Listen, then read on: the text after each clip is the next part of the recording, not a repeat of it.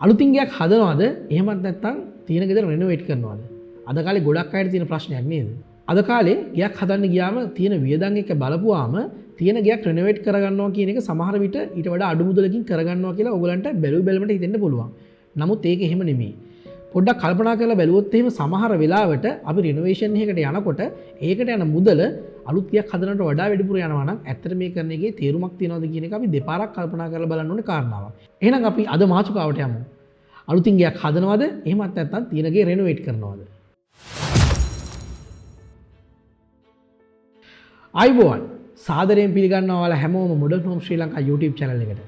අපි පහුගිය මාසෙ කතා කරේ වියදම් අධික මේ කාලේ ගයක් හදන්න ගියාම උගලන්ට වැදගත් වෙන කරුණු කාරණා මොනවද කියලා. ඉතින් අද අපි කතා කරන්න බලාපොරොත්තු වෙන්නේ කලින් කිව්වා වගේ අලුතින් ගයක් හදනවද එහෙමත් නැත්නම් තියෙන ගේ රෙනොවේට් කරගන්නවද කියන එක. අද කාලේ ගොඩක් අයට තියෙන ප්‍රශ්නයක් මේක. ඔයාලා දැන් ඉන්න ගෙදර රෙනොවේට් කරලා අලුත් මොඩල් එකකට එහෙමත් නැත්නම් තියෙන පෙනුම පොඩ්ඩක් වෙනස් කරලා චුට්ටක් මොඩිෆයි කරගන්නවද එහෙමත් නැත්නම් තියෙන ගෙදර සම්පූර්ණයෙන්ම කඩලා අයින් කරලා අලුතින්ම ගයක් හදනවද කියන ප්‍රශ්නේ ගොඩක් දිනෙකට එන්න පුළුවන්. ඉතින් ඒ වගේ ප්‍රශ්නකදී ඕගොල්ලෝ මොනවද සැලකිලිමත් වෙන්න ඕන කරුණු කාරණා කියලා කතා කරන්න තමයි අද අපි බලාපොරොත්තු වෙන්නේ මේ මාතෘකාවේ.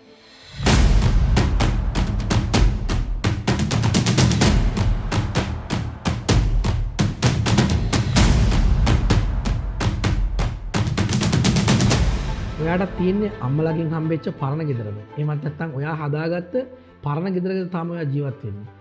ඔයාට මෙහෙම ඉඳි හිතනව නේද? ඔයා දැන් ඉන්න සමාජ පන්තියත් එක්කලා, ඔයා ජීවත් වෙන සමාජයත් එක්කලා, ඔයාට මේ ගෙදර හරිමදි. එහෙමත් නැත්නම් මේ ගෙදර ලස්සනමදි. තව ටිකක් හොඳ ගයක් තිබ්බම හොඳයි කියලා. ඉතින් මෙන්න මේ වගේ සිටුේෂන් එකක ඉන්න ඔයාට හිතන කාරණා දෙකක් තියෙනවා. එකක් තමයි මේ ගෙදර සම්පූර්ණයෙන්ම කඩලා දාලා අලුත් ගයක් හදනවද? එහෙමත් නැත්නම් මේ ඉන්න ගෙදර පොඩ්ඩක් කඩලා බිඳලා පොඩ්ඩක් වෙනස් කරලා මොඩිෆයි කරනවද? එහෙමත් නැත්නම් රිනොවේට් කරනවද කියලා. ඔය ප්‍රශ්න තියෙන ගොඩක් අය අපිත් එක්ක කතා කරලා තියෙනවා. ඉතින් අපි බලමු අපිට මේ වගේ ප්‍රශ්නයකදී එහෙමත් නැත්නම් අලුතින් ගයක් හදනවද එහෙමත් නැත්නම් රිනොවේට් කරනවද කියන ප්‍රශ්නේදී අපිට එන්න පුළුවන් ගැටලු මොනවද කියලා. පළවෙනිම දේ තමයි මේ වගේ ගයක් රිනොවේට් කරනවද එහෙමත් නැත්නම් අලුත් ගයක් හදනවද කියන කාරණාවේදී අපි සැලකිලිමත් වෙන්න ඕනේ අපිට මේ වෙනුවෙන් වියදම් කරන්න පුළුවන් බජට් එක. මොකද ඔයගොල්ලෝ දන්නවා අද කාලේ මොන දේ කරන්නත් බජට් එක තමයි අංක එක. ඉස්සර වගේ අත දිගෑරලා වියදම් කරන්න පුළුවන් කාලයක් නෙමෙයි මේ කාලේ. ඉතින් අත දිගෑරලා වියදම් කරන්න පුළුවන් කාලයක් වුණත් මොන දේ වුණත් අනිවාර්යයෙන්ම වැදගත්ම දේ තමයි බජට් එක කියලා කියන්නේ. ඉතින් මේ වගේ කාලයක ගයක් අලුතින් හදන්න හෝ තියෙන ගයක් රිනොවේට් කරන්න හෝ යනවා නම් අනිවාර්යෙන් පළවෙනියටම සැලකිලිවත් වෙන්න ඕනේ කාරණාව තමයි බජට් එක. ඒ කියන්නේ ඔයාට මේ වෙනුවෙන් වියදම් කරන්න පුළුවන් උපරිම මුදල කීයද කියන එක. ඉතින් අන්න ඒක පළවෙනි වැදගත් කාරණාව. ඒක අනුව තීරණය කරන්න පුළුවන් ඔයා අලුත් ගෙදරකට යනවද එහෙමත් නැත්නම් රිනොවේට් එකක් කරනවද කියලා. හැබැයි මේක කිව්ව ගමන් ඔයාලට ලොකු ප්‍රශ්නයක් එනවා. මොකද්ද? අලුත් ගයක් හදන්න යන කොස්ට් එක කීයද? තියෙන ගෙදර රිනොවේට් කරනවා නම් යන කොස්ට් එක කීයද? මේක ඔයාට තීරණය කරන්න පුළුවන් කාරණාවක් නෙමෙයි.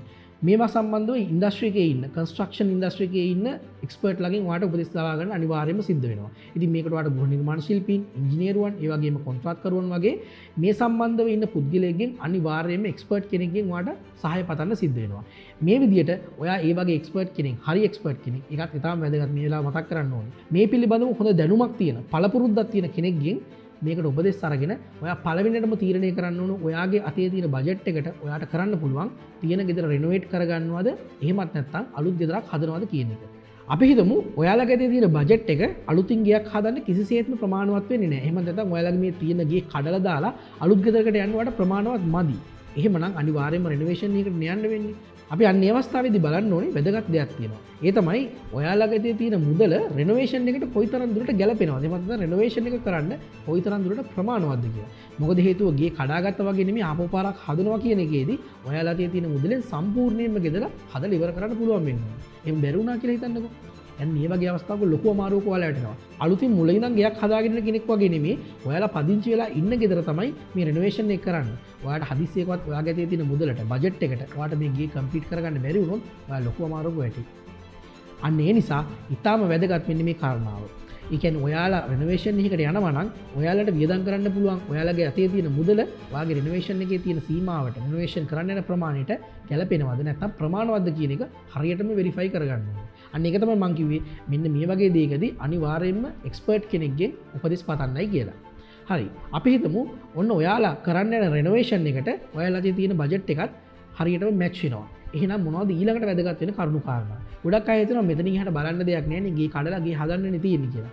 නෑ එහෙම නෙමෙයි.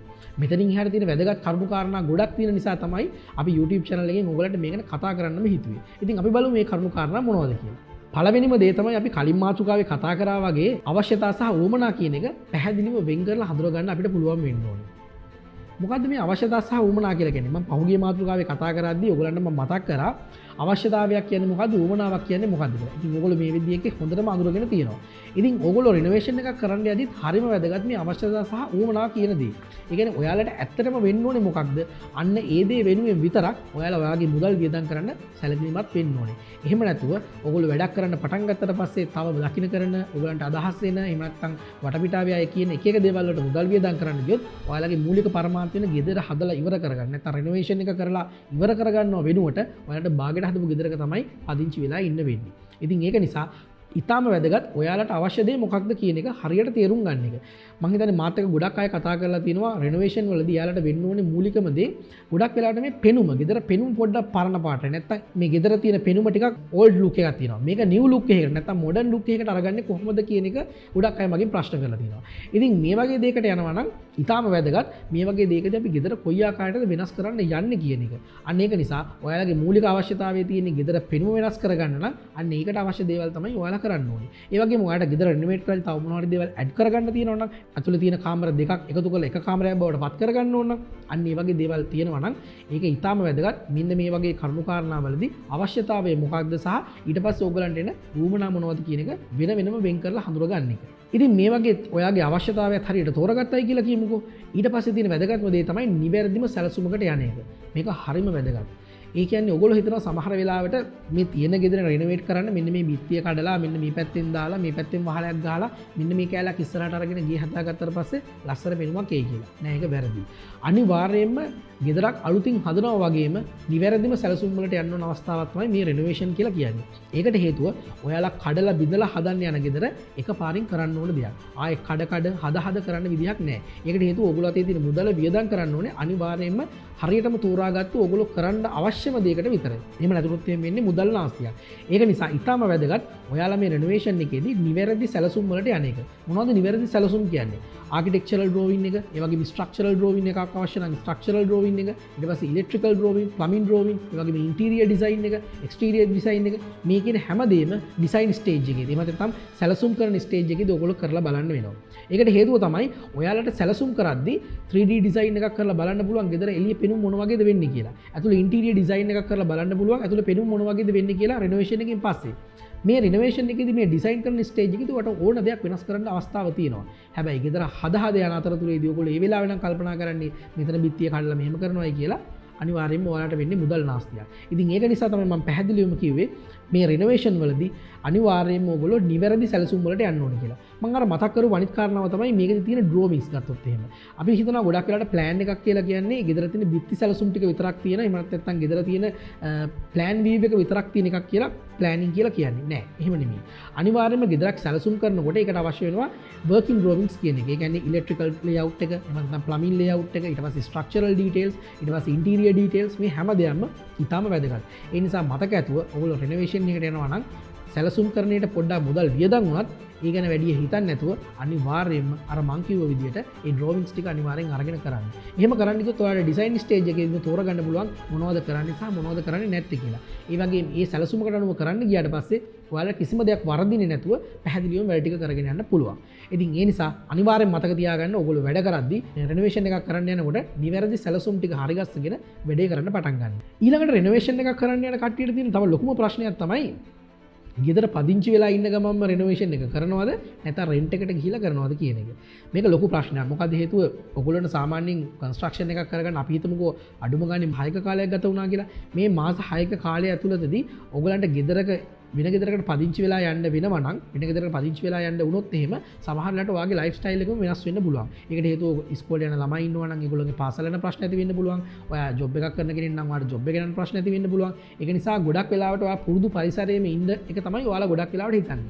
හැබැයි කල්පනා කරලා බලන්න වෙනවා රිනෝවේෂන් එකක් යනවා කියලා කියන්නේ කන්ස්ට්‍රක්ෂන් එකක්. මේ කන්ස්ට්‍රක්ෂන් එකත් එක්කලා ඔයාලට ඔයාලගේ ගෙදර එදිනදා වැඩ කටයුතු කරගෙන පාසුවෙන් ඉන්න පුළුවන් පරිසරයක් ගොඩනගෙනවද කියන එක. මොකද හේතුව එහෙමත් නැත්නම් මේ හදන මාස 6 වගේ පුංචි පුංචි කාලය තුළ සමහරට ඔයගලන්ට ජීවිතේ එපා වෙන තරමටම මේ කන්ස්ට්‍රක්ෂන් එක සමහර විට එපා වෙන්න පුළුවන්.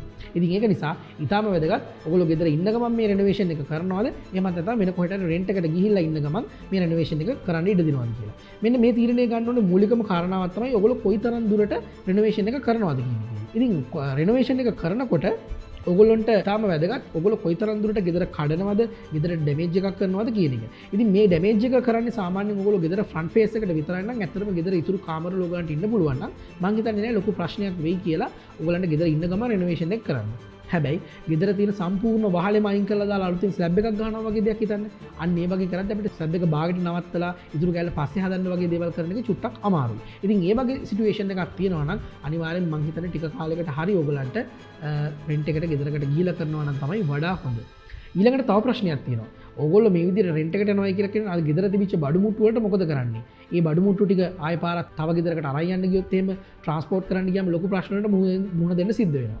ඉතින් මේ වගේ සිටුේෂන් එකකදී ඔයගලන්ට කරන්න තියෙන හොඳම වැඩේ තමයි ඔයාලා බලන්න පුළුවන් තරම් ඔයාලගේ ගෙදර ඩැමේජ් වෙන්නේ නැති කොටසක මේ තියෙන දේවල් ටික තෙමෙන්නේ නැති වෙන විදිහට ආරක්ෂා සහිතව තියලා ලොක් කරලා අරන් තියන්න පුළුවන් නම් මේ බඩු ටික අවශ්‍ය බඩු ටික විතරක් අරගෙන ඔයගලන්ට වෙන තැනකට යන්න පුළුවන් නම් මම හිතනවා ඔයගලන්ට ප්‍රශ්නේ निराකරණය කරගන්න පුළුවන් වෙයි කියලා. ඊළඟට තියෙන වැදගත්ම කාරණාවක් තමයි මේ වගේ රිනෝවේෂන් එකකට යනකොට කොන්ත්‍රාත්කරුවෙක් තෝර ගැනීම කියන එක. ගොඩක් වෙලාවට ගෙවල් හදන්නේ බඩු ටික ඔයගොල්ලෝ අරන් දීලා බාසුන් නැහැ කෙනෙක්ට දීලා. නමුත් renovation වගේ දෙයකදී හොඳට සැලකිලිමත් වෙන්න ඕනේ. renovation කියලා කියන්නේ වෙනමම දෙයක්. ඒකට මේ renovation වලදී ඇත්තටම skill එක එහෙමත් නැත්නම් මේකට තියෙන පළපුරුද්ද කියන එක හරිම වැදගත්. ඒකට හේතුව renovation එකකදී තියෙන ගයක් ආයෙ පාරක් modify කරනකොට බිත්තියක් කඩන එකේ ඉඳලා ආයෙ පාරක් අලුතින් ඒකට බිත්තියක් attach කරන එක දක්වා ඊටාම සැලසුම් සහගතව සිද්ධ වෙන්න ඕන දෙයක්. එහෙමත් නැත්නම් ඒක ඊටාම සුපරීක්ෂාකාරීව සිද්ධ වෙන්න ඕන දෙයක්. එහෙම නැතුව කරොත් එහෙම වෙන්නේ මොකද්ද? renovate කරන්න ඕන ටික විතරක් නෙමෙයි අනිත් ඒවා ටික කඩලා අයින් කරන්න සිද්ධ වෙන්න පුළුවන්. ඉතින් ඒක නිසා ඊටාම වැදගත් මේවා ගැන පළපුරුද්දක් තියෙන පුද්ගලයෙක් එක්කලා මේ කොන්ට්‍රැක්ට් එක කරන එක. ඉතින් ඒක නිසා ගොඩක් වෙලාවට හොඳ පළපුරුදු කොන්ත්‍රාත් සමාගමකට දීලා කරනවා නම් ඇත්තටම මම හිතනවා මේ වගේ renovation එකක් කරද්දී ඔයාලට හොඳ ප්‍රතිඵලයක් හොඳ අවුට්පුට් එකක් ගන්න පුළුවන්. හැබැයි සමහර වෙලාවට ඔයාලා හිතනවා නම් මේ කොන්ත්‍රාත් සමාගමකට යනකොට තියෙන මුදලත් එක්කලා ගත්තට පස්සේ බඩු ටික ඔයාලා අරන් දීලා බාසලට දීලා renovation එක කරනවා කියලා එහෙම කරන්න බෑ කියලා මම කියන්නේ නැහැ. අනිවාර්යයෙන්ම කරන්න පුළුවන්. හැබැයි ඊටාම වැදගත් අන්නේ අවස්ථාවල් වලදී ඔයගොල්ලෝ සැලකිලිමත් වෙන්න මේ ගෙදර ඩැමේජ් කරන එක මම තමයි ගෙදර කඩලා අයින් කරන කොටස් කඩලා අයින් කරන්නේ කොයි වගේ මෙතඩ් එකකටද කියලා. මම පුංචි උදාහරණයක් කියන්නම්. හිතන්න බිත්තියක් තියෙනවා කියලා. මේ බිත්තිය කඩලා අයින් කරද්දී ඒ බිත්තියට ගහලා කරලා ඒ බිත්තිය සාමාන්‍යයෙන් අපි ගියක් කඩලා ඉවත් කරනකොට කරන මෙතඩ් එකට ගෙදර කඩලා හරියන්නේ නැහැ. අනිවාර්යයෙන්ම අපිට සමහරවල්ලාට කටින් වීල් එකක් දාලා දෙපැත්තෙන් බිත්තිය කපලා හිමීට සුමටව ඒ බිත්තිය ඉතුරු කොටසට හානියක් නොවන විදිහට අර අයින් කරන්න ඕන කෑල්ල අයින් කරන්න වෙන්න පුළුවන්. නමුත් අපි තෝරගන්න කොන්ත්‍රාත්කරු එයා සැලකිලියක් දක්වන්නේ නැතුව ඔහේ බිත්තිය කඩලා දාන්න ගියොත් එimhe සමහරවල්ලාට ඉතුරු කරන්න ඕන කෑල්ල ඩැමේජ් වෙලා යනවා. එතකොට බිත්ති බොල් වෙන්න පුළුවන්. ඊට පස්සේ එහෙමත් නැත්නම් ආයෙ පාරක් හදද්දී ඉන්තැල්ල තියෙන්න පුළුවන්. ඉතින් මේ වගේ ප්‍රශ්න ගොඩක් එන්න පුළුවන් අවස්ථාවක් තමයි මේ වගේ කන්ස්ට්‍රක්ෂන් එකකදී අර renovation part එක කරනකොට කරන ඩැමේජ් එක හරියට හරි විදියට කරන්න නැතිකම. ඉතින් මම ඒක නිසා තමයි ඔයාලට වැදගත්ම දේ කියන්නේ මේ වගේ දෙයකදී පළපුරුදු කෙනෙක්ට බාර දෙන්න කියලා. මේ වගේ දෙයකදී ඔයගොල්ලෝ බාසුන් නැහැ කෙනෙක්ට බඩු ටික අරන් දීලා එයාලට කියලා කරනවා නම් අනිවාර්යෙන් සම්පූර්ණ අධීක්ෂණය යොමු කරන්න ඕනේ මේ කරන දෙයින් ඉතුරු කරන කොටසට ඩැමේජ් එකක් වෙන්නේ නැහැ කියන එක හරියටම වෙරිෆයි කරගන්න සිද්ධ වෙනවා. ඊළඟට වැදගත්ම කාරණාවක් තමයි මේ වගේ renovation එකක් කරනකොට ගෙදරට කරන්න පුළුවන් අවම හානිය වෙන්න ඕනේ. මම අර කලින් කිව්වා වගේ ගෙදරක් renovation කරනකොට අපිට අනිවාර්යයෙන්ම ගෙදර කොටස් කඩලා ඉවත් කරන්න සිද්ධ වෙනවා.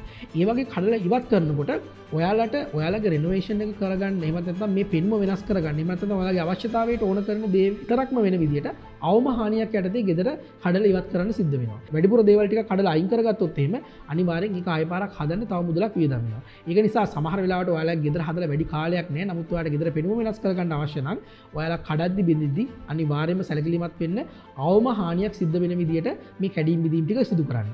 ඒ වගේම තමයි වැදගත්ම දෙයක්. මම අර කලින් මතක් කරා වගේ ස්ට්‍රක්චරල් ඩීටේල්ස් වලට යනකොට ස්ට්‍රක්චරල් ඩ්‍රෝවින් අනිවාර්යයෙන්ම හරියට ෆලෝ කරන්න ඕනේ. ඒ කියන්නේ ඔයාලා ගෙදර තනි තට්ටුවේ ගියා තට්ටු දෙකක් බවට පත් කරනකොට ඒවට ඕන කරන කොලම් දාන්න වෙනවා. ඊට පස්සේ බීම් දාලා ස්ලැබ් එක දාන්න වෙනවා. ඔය දේවල් කරනකොට අනිවාර්යයෙන්ම සැලකිලිමත් වෙන්න ඕනේ මේ දේවල් හරියට ප්‍රොපර්ලි සිද්ධ වෙනවද කියලා. මොකද එහෙම නැතුව ඔයගොල්ලෝ renovation එක කරොත් එහෙම සමහරවිට පසු කාලීනව ජීවිත කාලය පුරාම ඔයගලන්ට දුක් වෙන්න සිද්ධ වෙන්න පුළුවන්. ඒක නිසා ඊටාම වැදගත් මේ ඔයගොල්ලෝ අලුතෙන් renovate කරනකොට ගෙදර ඒ renovation එක හරියට නිවැරදි ප්‍රමිතියට සිද්ධ වෙනවද කියන එක මොනිටර් කරගන්න.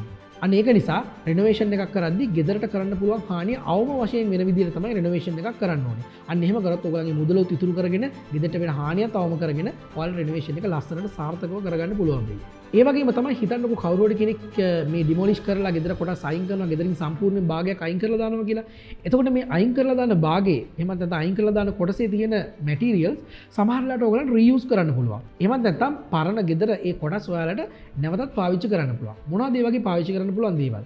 ඔයාලට ඇත්තටම ගෙදර තියෙන උළුවසු හොඳට තියෙනවා නම්, ජනෙල් උළුවසු හොඳට තියෙනවා නම්, ඒ වගේම ජනෙල් පියන් හොඳට තියෙනවා නම් සමහරලාට ඔයාලට අලුතින් හදන කොටසට ඒ දේවල් ඒ විදිහටම පාවිච්චි කරන්න පුළුවන්.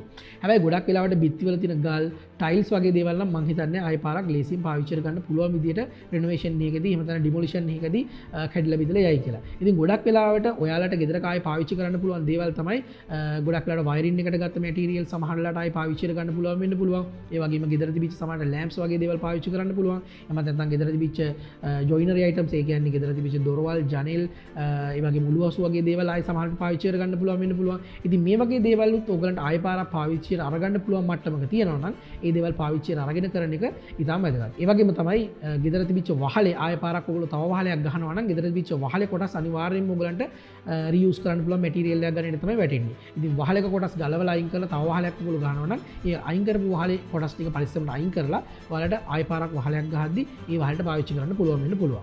ඉතින් අද අපි කතා කරේ බොහොම කෙටියෙන් ඔයගොල්ලෝ ගියක් හදන්න යද්දී එහෙම නැත්නම් ගියක් රිනෝවේට් කරන්න යනකොට ඔයාට ගෙදර අලුතෙන් හදනවද නැත්නම් රිනෝවේට් කරනවද කියන කාරණාව කොහොමද තෝරගන්නේ සහ රිනෝවේෂන් එකකට යනකොට ඔයාලට වැදගත් වෙයි කියලා හිතන කරුණු කාරණා ටිකක්. ඉතින් මම හිතනවා මේ වගේ කරුණු කාරණා ඔයාලා ගියක් හදන්න යනකොට එහෙම නැත්නම් ගියක් රිනෝවේට් කරන්න යනකොට ඊටම වැදගත් වෙයි කියලා. ඉතින් අපේ YouTube channel එකෙන් බලාපොරොත්තු වෙන්නේ අලුතෙන් ගියක් හදන්න ඉන්න, එහෙම නැත්නම් ගියක් රිනෝවේට් කරන්න ඉන්න, එහෙම නැත්නම් ඕනම කන්ස්ට්‍රක්ෂන් එකක් කරන්න බලාපොරොත්තු වෙන ඉන්න අයට උපදෙස් ලබා දෙන එක. ඉතින් මතක් කරනවා ආදරෙන් අපේ channel එක subscribe කරලා නැත්නම් අපේ channel එක අනිවාර්යෙන් subscribe කරන්න. ඒ වගේම පල්ලෙහා තියෙන bell icon එක click කරලා notifications ලබා ගන්න. දිගටම අපිත් එක්ක රැඳිලා ඉන්න. මේ වගේ construction field එකේ තියෙන අලුත් දේවල්, ඒ වගේම construction field එකේ ඔයගලන්ට කරලා economical විදිහට ඔයගලන්ට construction field එකේ කරන්න පුළුවන් දේවල් මොනවද? ඒ වගේම අලුතෙන් තියෙන products මොනවද? මේ හැම දෙයක් ගැනම අපි කතා කරන්න බලාපොරොත්තු වෙනවා. ඉතින් ආදරෙන් මතක් කරනවා ඔයගලන්ට අපේ channel එකත් එක්ක දිගටම රැඳිලා ඉන්න කියලා. ඉතින් මේ වගේම ලස්සන වීඩියෝ එකකින්, මේ වගේම හරවත් වීඩියෝ එකකින් ආයෙ හම්බ වෙනකම් ඔයාලා හැමෝටම ජය වේවා.